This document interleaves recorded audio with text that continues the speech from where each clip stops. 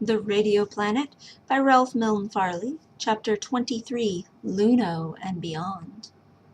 With no weapons except a steel knife and a wooden rapier, the unkempt and bearded Earthman set out resolutely along the 20-stad road which led to Lake Luno. All the rest of the afternoon he tramped along, avoiding the towns and taking cover wherever a curcul approached. Night fell, the velvet, fragrant, tropic-scented night of Poros, yet still he kept on, for he knew the road. As he trudged along, he tried to picture to himself the state of affairs in Cupia. Back in Verkingi, when at last he had succeeded in getting the Princess Lilla on the air, she had mentioned the whistling bees just before Prince Yuri had cut her off. These bees were called whistling because of the heterodyne squeal in which they appeared to converse, but Miles had discovered, by means of a greater range and selectivity of his own artificial radio speech organs, that this whistle was due to the bees sending simultaneously on two interfering wavelengths. For signal purposes, when simply talking they used a wavelength beyond the range of Cupian speech. Kabad had been able to adjust his portable set to this wavelength and had talked with the bees.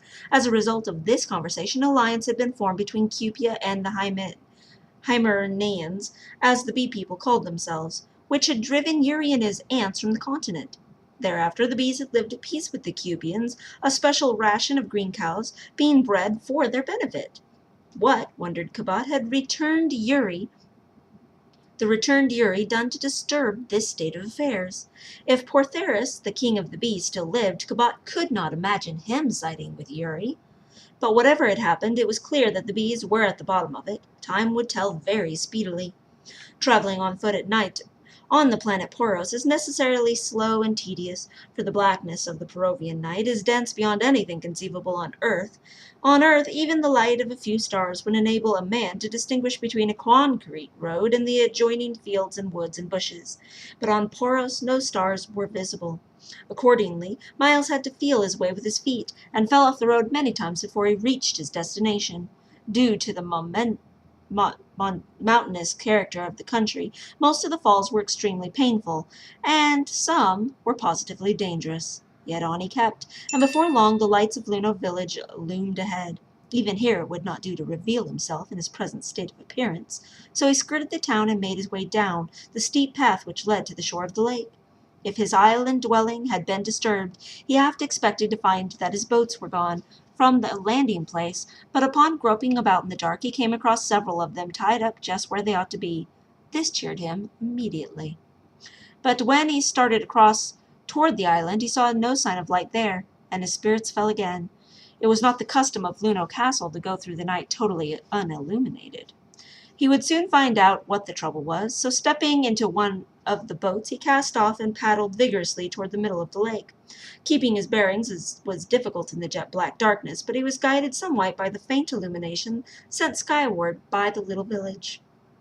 Finally, he bumped against the rocky and precipitous sides of the island, but misjudging his location, he had to paddle nearly clear around the island before he could come to the landing beach.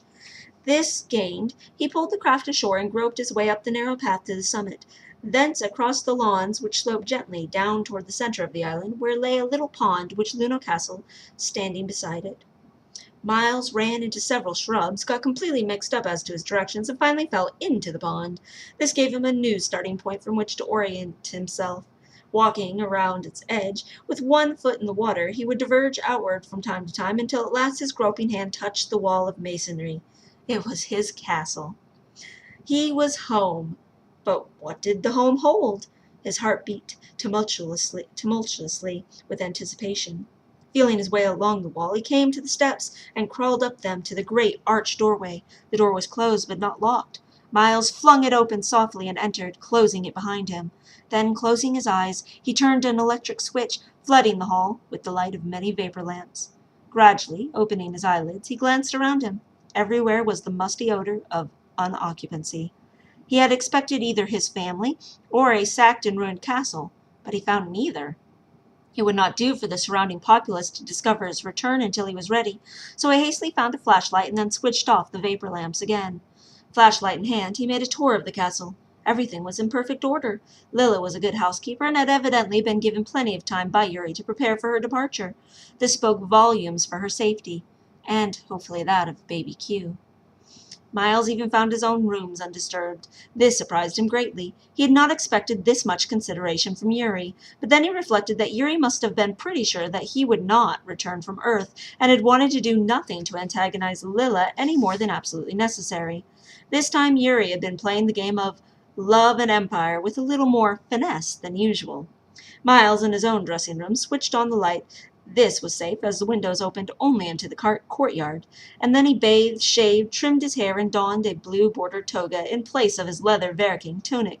On his head he placed a radio headset in the sort of which he had devised shortly after his first advent on Poros, to enable him to talk with the earless and voiceless Cupians and Formians.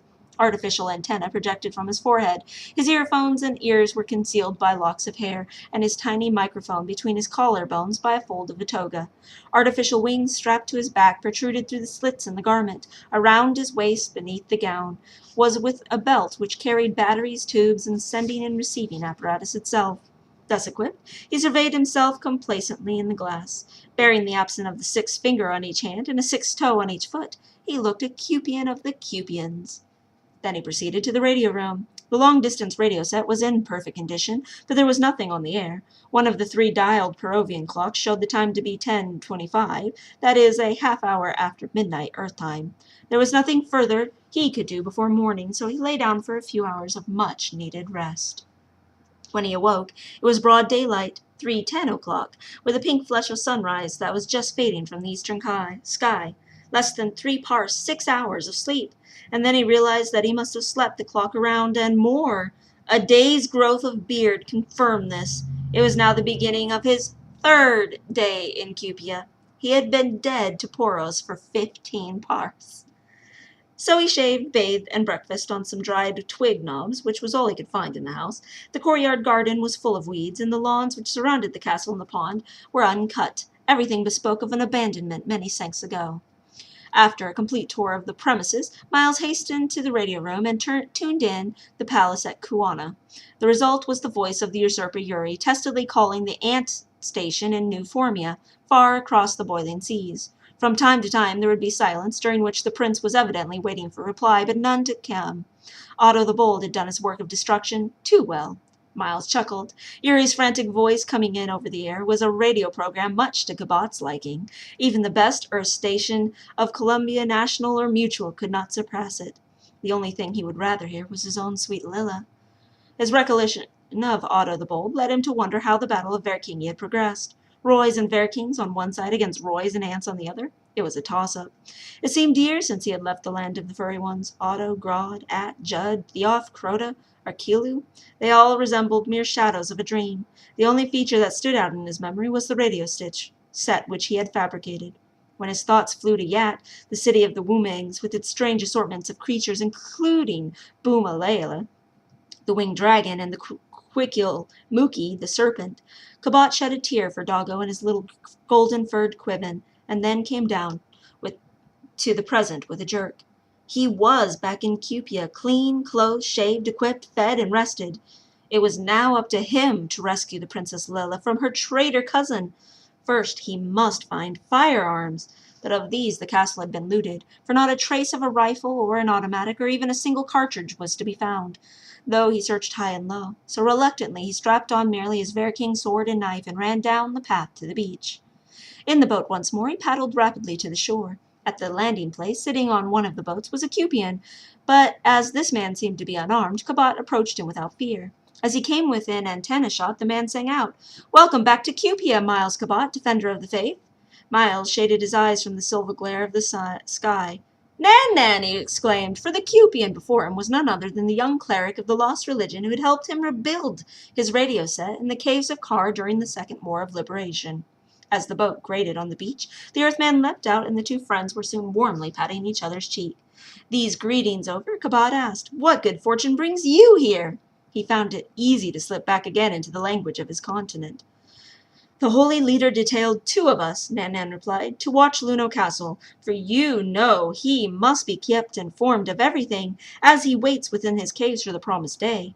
Night before last, my colleague saw lights for a night, so this morning I decided to reconnoiter." "Is Ova still holy leader?" Miles asked politely. Yes, the cleric replied, the grand old man still lives. The builder be praised. But, changing the subject, how are my family? Both well, Nan answered, though for the last 6 or 9 days the princess has not been permitted to communicate with anyone. Miles smiled. Why? He innocently asked. I know not, the young cleric admitted. Miles laughed. I thought that the holy leader knew everything, he said. Well, as it happens, I can tell you. It is because I communicated with her a few days ago and informed her that I was about to return. Has no news of this got out from the palace? No, Nan replied, but it explains why Yuri has kept a large squadron of whistling bees patrolling the eastern coast all day long, every day. How did you get by them?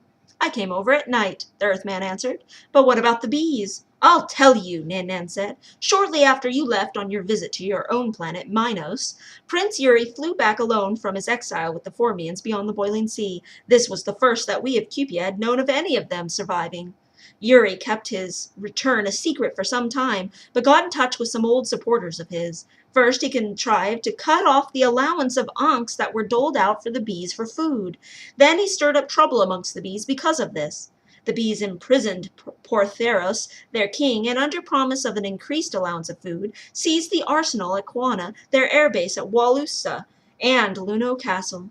As you know, the air navy has been practically disbanded because there was nothing for it to fight. The rifles of the marching clubs had fallen into disuse because newer games had superseded archery. Most of the rifles were stored in various central places, which the bees succeeded in seizing. Some of the hill towns still had arms, but they surrendered these under threat of Yuri to kill the Princess Lilla or the little king. All the arms are now stored in the arsenal at the capital under guard of Yuri's most trusted henchmen. A new treaty is made with the bees, giving them an increase of food, but even so they are restive and are held in check merely by fear of the anti-aircraft guns at Quana. The general belief of the populace is that you are dead. Yuri is ruling strictly and has dissolved the popular assembly. The Pinquis everywhere are his personal appointees. These facts and the burden of supplying ankhs to the Marinans irk the people, but they are impotent. Can a math lab struggle in the jaws of a woofus? Lilla he treated well. If he had not done so, the populace would rise against him, bees or no bees, and he has promised the succession to little Q if Lilla will marry him. But your dot dash message many sanks ago stopped that, for it showed that you still lived and had returned to Poros, although not to the continent. That is all. Now tell me of your adventures. But before complying with the request, the Earthman asked, what has become of the loyal Prince Toron, and my chief of staff, Ha-Ba-Ba, and Polath the philosopher, and all my other friends and supporters? Every one of them, so far as I know, is safe, the young cleric replied. Most of them are hiding in hill towns. Yuri has not risked the wrath of the populace by molesting them, and in fact has given notice that so long as they behave, he will leave them alone. Then Kabat related all that occurred to him, from the time that he transmitted himself earthward through Poros down to the present date. When he concluded, he remarked, that will be an antenna full for the holy leader, but now to get to work. On whom can I best depend in this vicinity? On Emsol, the veterinarian, Nan replied. He lives in the village now. Return to the island, and I will bring him to you. Miles did so, and in short time the three were in conference in the castle. It seemed to Miles that the first thing to do was recover his airplane, rifle, and ammunition from the waters of the pit. But Emsol demurred. Said he, huge dark green water insects inhabit the pool. They are very like the red parasites which cling to the sides of ankhs, and which we roast for food, but they are much larger, and bite of their claws means death. The parasites to which the veterinary alluded had always tasted to Kabad exactly like earth-born lobsters. The description of these new beasts was further suggestive of lobsters. He asked Emsol for a more detailed description and found that this tallied still further with the earthly prototype. This reminded Miles of an interesting experiment which he had tried in Harvard Zoological Laboratory, and which he now hoped to put to a practical use. So he asked, have these creatures a gravitational sense organ? Yes, the Cupian veterinary replied, although it is unlike ours. We Cupians, and I suppose you Menorians, have inside the skull on each side a head of group of 3 tubes with the spirit levels of a carpenter. The corresponding organ of the scissor-clawed beast is different, although serving the same end. On each side of the thorax of these creatures there is a spherical cavity with a small opening to the outside. This opening is just large enough to admit a grain of sand at a time. The membrane, which lives in the cavity, exudes a liquid cement which unites a little ball of grains of sand which enter. The cavity is lined with nerve ends, and as the ball always rolls to the bottom side of the cavity, the beast is able to tell which direction is up and which is down. Cabot clapped his hands in glee. This was exactly as in the case of an earth-born lobster. "And they won't know which is up and which is down when I get through with them," he exclaimed cryptically. It was quickly arranged that Nan should go at once to the village near the lobster pool and engage a gang of Cupian men to cut a swath through the thick woods which hems the pool. When this was completed, he was to send a messenger to Luno Castle to summon Cabot, who meanwhile would be engaged in preparing certain mysterious electrical apparatus. For the present, the Earthman's return was a secret. The plan worked to perfection. Only one day was consumed in chopping a path through the woods. On the second day after his meeting with Nan and Emsul, Miles proceeded to the lobster pool by the Kirkwool with his electrical equipment and several boats.